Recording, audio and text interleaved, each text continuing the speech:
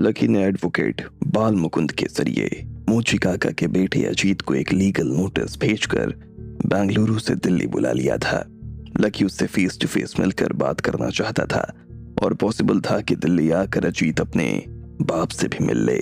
अजीत बाल मुकुंद के भेजे नोटिस से डर गया था, इसलिए उसने दिल्ली आकर बाल मुकुंद को डायरेक्ट कॉल करके मिलने की बात कही।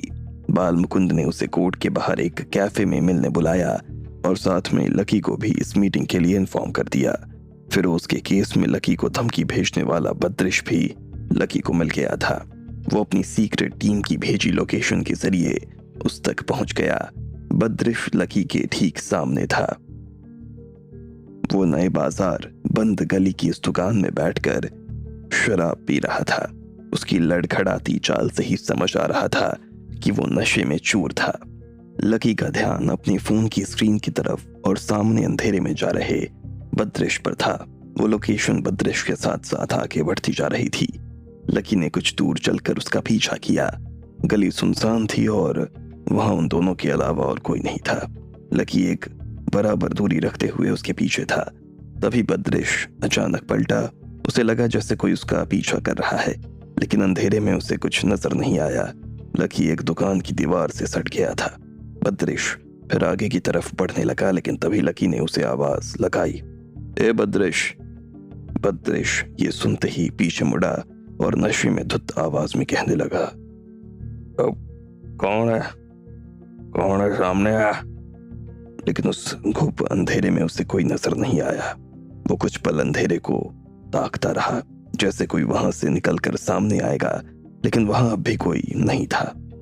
उसने एक गंदी गाली अपने मुंह से निकाली और मुड़कर आके बढ़ा ही था कि उसने देखा एक हट्टा कट्टा नौजवान उसके सामने खड़ा है। उसका चेहरा रुमाल से ढका हुआ था। बद्रिश ने चौंकते हुए कुछ कहने के लिए मुंह खोला ही था कि उसकी गर्दन पर एक जोर का हाथ पड़ा और वो वहीं बेहोश हो गया। लकी ने उसे बेहोश होकर नीचे गिरने से पहले ही संभाल लिया और घसीट कर गली के किनारे तक ले गया। इससे थोड़ा आगे खुली सड़क थी, जहां से बीच बीच में कोई बाइक या कार निकल रही थी। उस रोशनी में बद्रिश को आगे लेकर जाना ठीक नहीं था, इसलिए लकी ने उसे वहीं एक दुकान के नीचे लिटा दिया और ऊपर से अपना जैकेट उठा दिया। कोई उसे देखता तो कहता कि कोई आवारा शराबी ज्यादा पी लेने की वजह से यहाँ लेटा पड़ा है, और किसी ने भिखारी समझकर अपनी जैकेट उसे उड़ा दी है। जैकेट ढकी होने की वजह से कोई उसे नॉर्मल लाइट में भी नहीं पहचान पाता। अभी तो फिर भी अंधेरी रात थी।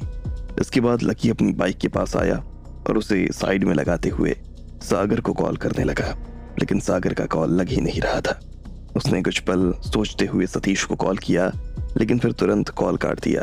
सतीश शायद सो चुका होगा। उसे इस वक्त जगाने का मतलब था वो सुबह अपने काम के लिए लेट होगा, लकी ने सोचा। ऊपर से लकी उसे जिस काम के लिए बुला रहा था वो काम रिस्की भी था और उसमें कितना वक्त लगेगा इसका अंदाजा भी लकी को नहीं था। उसने कुछ पल सोचा और फिर गोलू को कॉल किया। हाँ लकी भैया बोलिए, गोलू ने कॉल उठाते ही कहा। गोलू सो गया था क्या? लकी ने पूछा। नहीं भैया, बस लेटा था, गोलू ने बिस्तर से उठते हुए कहा। मेरा एक काम करेगा? हाँ भैया बताइए ना। भरत काका के यहाँ जाकर देखना कि उनके लड़के की डिलीवरी गाड़ी है या नहीं, कर पाएगा? लकी ने गोलू से पूछा। हाँ भैया दिखाऊंगा, उसमें क्या है। गोलू उठा और चलते फोन में ही भरत काका के घर की ओर बढ़ गया। क्या हुआ है भैया? गोलू ने चलते हुए लकी से पूछा। नहीं कुछ नहीं, एक दोस्त का कुछ सामान लाना था, उसी के लिए जरूरत थी। मैं दिन के वक्त तो बिजी रहता हूँ, इसलिए अभी कर रहे हैं, लकी ने बात बनाते हुए कहा। वो गोलू को फिरोज केस की हर जानकारी बता रहा था, लेकिन वो उसे ये नहीं बता सकता था कि वो बद्रिश को उठाने वाला है। गोलू भले ही समझदार था, लेकिन अभी बच्चा था और स्कूल में था। इस तरह की बातों का उस पर गलत असर पड़ता। भैया ये गाड़ी तो खड़ी है यहाँ, लेकिन यहाँ शायद कोई है नहीं, गोलू ने भरत काका के घर को देखते हुए कहा। वहां बिल्कुल अंधेरा था, जबकि बस्ती के ज्यादातर घरों में अभी भी रोशनी चल रही थी। कोई नहीं है, दरवाजा देख, ताला लगा है क्या? लकी ने गोलू से पूछा। नहीं भैया ताला तो नहीं है, गोलू ने दरवाजा देखते हुए कहा। तो फिर नॉक कर, लकी ने कहा। गोलू ने दरवाजा बजाया तो खुद भरत काका ने दरवाजा खोला। गोलू ने देखा पीछे उनका बेटा चारपाई पर उल्टा लेटा हुआ है और कुछ बड़बड़ा रहा है। भरत काका की आंखें भी हल्की लाल है। गोलू समझ गया कि रोज की तरह उनका बेटा आज फिर चढ़ा कर आया होगा और भरत काका की उससे बहस हुई होगी। गोलू ने उनसे कुछ कहा नहीं और अपने कान पर लगा फोन उनकी तरफ बढ़ा दिया। भरत काका ने सवालिया नजर से गोलू को देखा और फोन लेते हुए कहा, हेलो कौन? काका मैं लकी, कुछ काम था आपसे। हाँ हाँ बोलो ना लकी। भरत काका ने लकी से पूछा, काका मुझे कुछ देर के लिए ना आपके लड़के की गाड़ी चाहिए होगी, उसे एक पते पे भेज देंगे क्या? मैं उसको हाथों हाथ भाड़ा दे दूंगा। लकी ने कहा, अरे बेटा ये मेरी औलाद कहाँ इतनी लायक है, आज भी ऐसे हालत में घर आया है कि। भरत काका अपनी बात कहते कहते चुप हो गए। लकी उनकी बात को समझ गया। उसने कुछ पल खामोश होकर सोचा और कहा, काका अगर मैं आकर गाड़ी ले जाऊं तो जो भाड़ा किराया बनेगा मैं आपको दे दूंगा। नहीं बेटा, तुमने हमारे लिए इतना कुछ किया है, मैं तुमसे किराया लेकर क्या करूंगा, बस गाड़ी तुम्ही को आकर ले जानी होगी। ठीक है मैं आधे घंटे में आता हूँ, लकी ने कहा। भरत काका ने फोन वापस गोलू को दे दिया। लकी ने गोलू से कहा, थैंक यू गोलू, अब तू घर जा, मैं देख लूंगा। भैया मेरा कुछ काम हो तो मैं रुक जाता हूँ, गोलू ने कहा। नहीं गोलू, रात बहुत हो गई है, अब तू घर जा, कुछ जरूरत होगी तो मैं तुझे बताऊंगा। ठीक है भैया। गोलू वहां से वापस अपने घर चला गया। लकी बद्रिश को वहां अकेला नहीं छोड़ सकता था। इतनी मुश्किल से फिरोज केस की एक कड़ी उसके हाथ लगी थी, फिर भी उसे यहाँ से ले जाने के लिए लकी को गाड़ी की जरूरत थी। बाइक पर बेहोश बद्रिश को गायब करना मुमकिन नहीं था, फिर भी लकी ने यह रिस्क लिया। उसने अपना रुमाल निकाला और बद्रिश के मुंह पर बांध दिया ताकि वो आवाज न कर पाए। इसके बाद उसने उसकी पैंट निकाली और उसके पैरों को भी बांध दिया। अब वो सचमुच कोई गरीब भिखारी नजर आ रहा था। लकी ने बाइक स्टार्ट की और वापस बस्ती की तरफ आ गया। उसके दिमाग में आगे की प्लानिंग चल रही थी। वो बद्रिश को कहाँ ले जाने वाला था, किस तरह फिरोज के केस की जानकारी निकलवाने वाला था, सब कुछ। वो बस्ती पहुंचकर भरत काका के घर की तरफ जा ही रहा था कि उसे ख्याल आया राधिका भी उसका इंतजार कर रही होगी। यहाँ से डिलीवरी गाड़ी लेकर उसे वापस बद्रिश को उठाने भी जाना था। शायद इस काम में उसे पूरी रात भी लग जाने वाली थी। लकी ने तुरंत गाड़ी घुमाई और अपने घर की तरफ आ गया। राधिका सचमुच जाग रही थी। घर की बत्ती जली हुई थी। लकी ने दरवाजा बजाया। कौन? भीतर से आवाज आई। मैं हूं, लकी ने दरवाजे से कहा। राधिका ने लकी की आवाज पहचान ली और तुरंत दरवाजा खोला। तुम सोई नहीं अब तक? लकी ने भीतर घुसते हुए राधिका से पूछा। हाँ तुम्हारा ही वेट कर रही थी, राधिका ने कहा। मुझे आने में देर हो सकती है। देर हो सकती है मतलब? तुम अभी फिर जाओगे क्या? राधिका ने चौंकते हुए पूछा। हाँ अभी तो मैं यहीं आसपास था, लकी ने राधिका के सामने बात बनाते हुए कहा। तो फिर कब जाओगे और वापस कब आओगे? राधिका ने पूछा। उसकी आवाज में एक चिंता थी। लकी ने राधिका के चेहरे को अपने दोनों हाथों से छूते हुए कहा, ऐसे ही मन हुआ कि तुम्हें देख जाऊं। राधिका को लकी की ये बात अच्छी लगी, लेकिन वो तो इन दिनों पूरे वक्त ही उसके साथ उसके सामने रहती थी। पहले तो लकी फिर भी ऑफिस जाता था तो ज्यादातर वक्त वहीं उसका गुजरता था। फिर शाम को लकी वापस आता तो राधिका उससे मिलती। तब भी किसी न किसी काम में लकी रहने के कारण वो उसके सामने सिर्फ आया जाया करती थी। लेकिन यहाँ तो सिर्फ एक कमरे का घर था। उस पर लकी का काम भी आधे दिन में खत्म हो जाता था।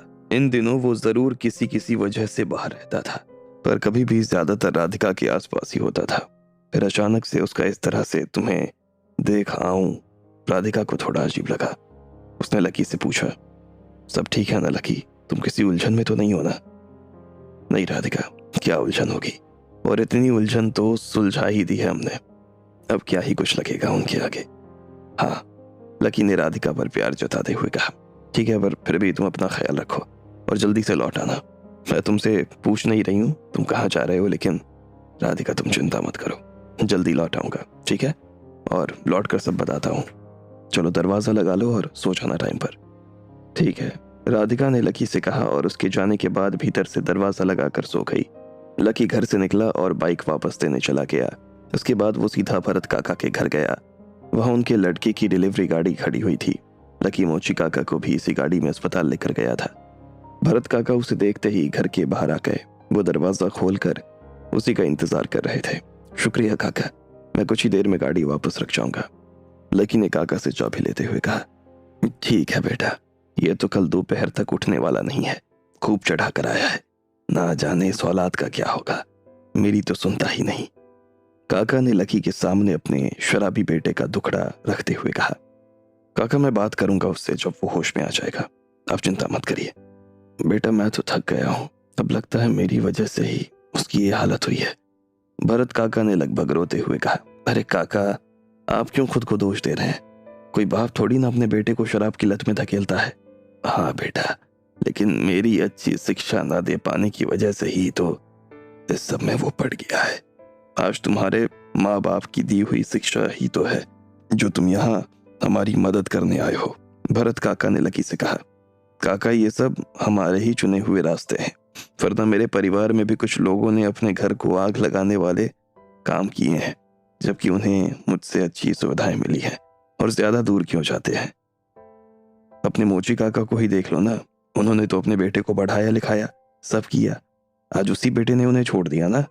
आपका बेटा आपके साथ है, आपके लिए कमा रहा है। हाँ उसकी आदतें खराब हैं तो क्या हुआ, आप कोशिश करेंगे तो छूट जाएंगी। बस उसे समझाने के बजाय समझने की कोशिश करिए।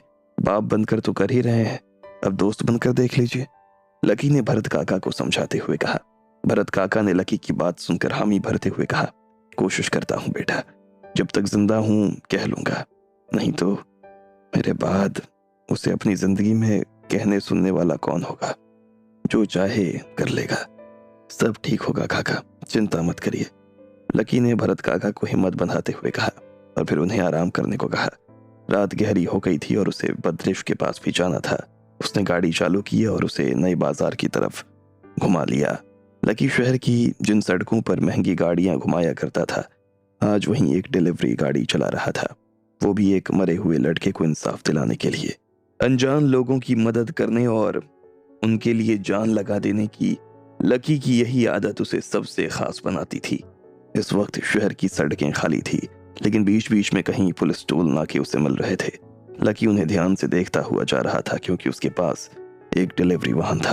पता नहीं कब किस नाके पर उसे रोक कर तलाशी हो जाती, और अगर उसकी गाड़ी में एक बेहोश इंसान मिलता तो लकी का सारा प्लान चौपट हो सकता था। इसलिए उसने गाड़ी चलाते हुए ही शॉर्टकट्स देखने भी शुरू कर दिए थे। लकी अपना ये बाजार की गली नंबर 3 तक पहुंच गया था। उसने थोड़ी दूर एक अंधेरी जगह में गाड़ी रोकी और उसी जगह आ गया जहां बद्रिश को बांध कर गया था। लेकिन तभी लकी के होश उड़ गए। बद्रिश वहां नहीं था और सिर्फ उसकी उतरी हुई पैंट वहां पड़ी थी। बद्रिश आखिर कहां जा सकता था? कहीं उसे किसी और ने तो वहां से नहीं उठा लिया? क्या होगा जब सुबह लकी बाल मुकुंद से मिलेगा? लकी को यह काम निपटा कर अजीत से भी मिलना था। क्या वो अपने प्लान के मुताबिक इतना सब कुछ कर पाएगा? आपको क्या लगता है, क्या होंगे इन सभी सवालों के जवाब? कमेंट बॉक्स में कमेंट करके हमें जरूर बताएं। और सभी सवालों के जवाब को जानने के लिए सुनते रहिए इंस्टा मिलीनियर, सिर्फ पॉकेट एफएम।